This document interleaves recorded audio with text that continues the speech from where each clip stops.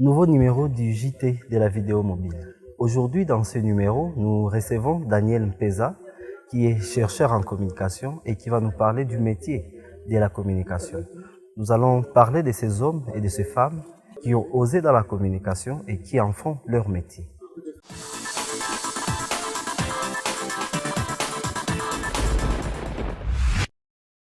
Pourquoi faire le domaine de la communication? Pourquoi choisir la communication?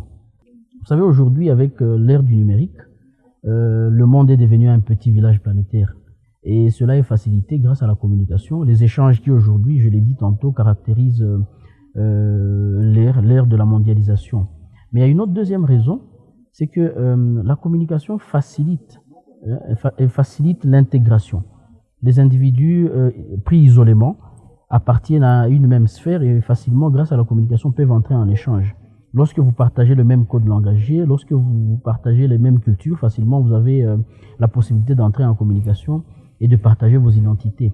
Mais aussi, il faut dire que la communication comme métier, c'est aujourd'hui avec l'évolution, les organisations sont en train de faire recours aujourd'hui aux experts en communication. C'est un métier stable. C'est que si vous êtes embauché, vous travaillez pour la communication d'une organisation facilement, vous avez un contrat qui peut vous amener, donc vous pouvez en faire une carrière. Facilement, on peut vous donner un contrat à durée indéterminée parce que aussi longtemps que l'organisation va exister, elle aura besoin de communiquer et de parler de ses produits. Mais aussi, un autre avantage par rapport à la communication, c'est que c'est un domaine ouvert. Il est même transversal.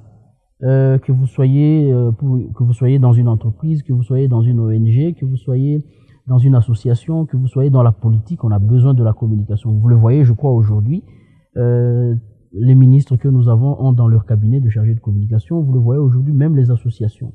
Vous le voyez même pour les députés, cellules de communication. Donc, c'est devenu aujourd'hui un métier et tout le monde a besoin de se faire connaître. Vous savez, les latins disent « esse percipi est » pour dire « exister », c'est être perçu.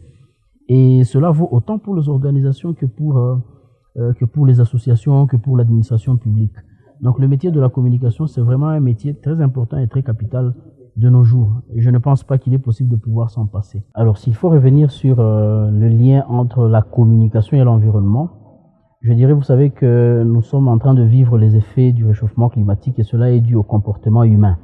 C'est-à-dire, ce sont les actes que nous posons chaque jour qui sont en train de se répercuter sur notre environnement.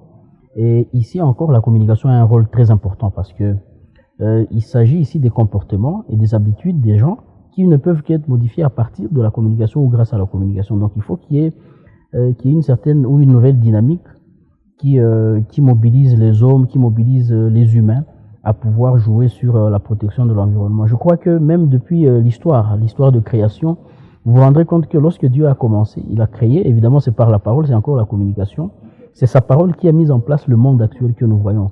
Mais avant que l'homme ne vienne, Dieu a commencé par créer l'environnement au sein duquel l'homme émergerait ou au sein duquel l'homme se sentirait plus ou moins à l'aise. C'est comme ça qu'on a commencé par créer les eaux, on a commencé par créer la terre, on a commencé par créer les arbres et tout ce qui entoure. Et c'est même cet écosystème qui donne à l'homme la possibilité de vivre. Sans cet environnement, l'homme ne sait pas vivre. C'est pourquoi nous intervenons ici et nous disons la communication a un rôle très important pour la préservation de ces systèmes ou de cet écosystème qui facilite son émergence. Vous allez peut-être vous rendre compte que les puissants de ce monde ou les plus riches de ce monde, ce sont ceux-là qui disposent des moyens de communication. Pour ne pas même aller loin, je vais vous citer ici quand même des gens qui ont émergé et qui ont fait la communication. Bon, parmi eux, vous savez quand même qu'il y a des noms qui reviennent chaque fois quand vous parlez de Goma et il y a des gens qui ont influencé la vie. Je vais vous citer les gens comme Rodriguez Katsuva qui utilisent les réseaux sociaux pour faire valoir ses opinions et ainsi de suite, pour partager, pour entrer en contact avec le monde. Je vais vous citer les Fidel Kitsa. C'est un jeune aussi qui a fait la communication, qui est en train d'influencer. Je vais vous citer aussi des gens comme Jonas Alvin Kibasubwamo, qui est le boss du JT de la vidéo mobile. Je vous citerai aussi parmi les dames, Madame Kaindo Stéphanie, qui a fait la communication et qui est en train d'influencer à partir de ses activités.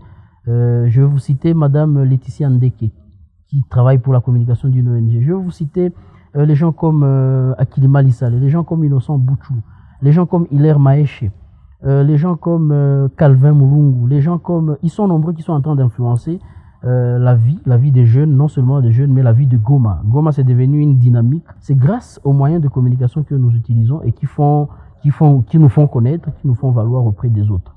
Donc je crois qu'il faut encourager, spécialement les jeunes là qui viennent par exemple d'avoir leur diplôme, pourquoi pas, à ne pas faire la communication, et à ceux qui ont peut-être des aspirations, qui n'ont pas eu la chance de faire la communication, d'approcher ceux-là qui font la communication pour voir dans quelle mesure ils peuvent aussi apprendre, ils peuvent évoluer. Donc vous comprenez avec moi qu'aujourd'hui, il est impossible de vivre sans communiquer. Tout est communication, et les autres d'ailleurs, l'école de Palo Alto, qui pensent qu'on ne peut pas ne pas communiquer.